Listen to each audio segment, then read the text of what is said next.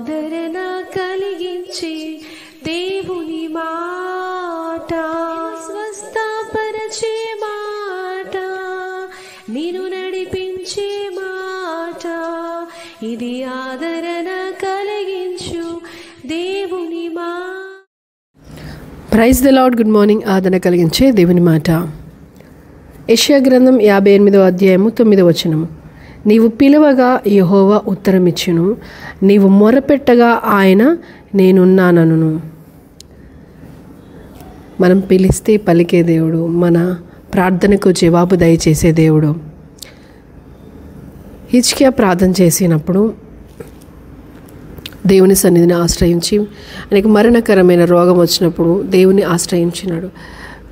నేను నీ సన్నిధానంలో ఎలా ఉన్నానో నీకు తెలుసు, నేను ఎంత యథార్థంగా జీవించున్నానో నీకు తెలుసు అని ఆయన సన్నిధానంలో మొరపెట్టినప్పుడు, ఆయన పిలిచినప్పుడు పలికి ఉన్న దేవుడు స్వస్థపరిచినాడు. ఇంకా 15 సంవత్సరాలు ఆయుష్ ఇచ్చి హిజ్కియాను స్వస్థపరిచిన దేవుడు.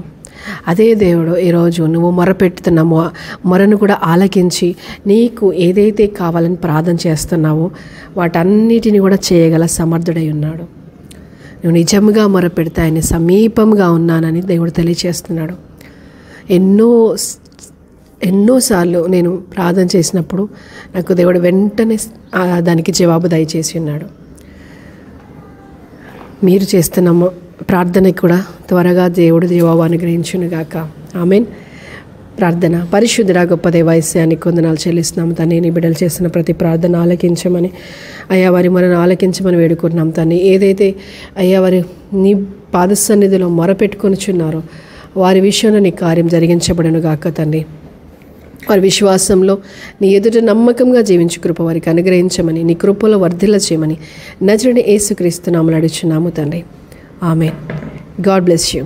షలోమ్.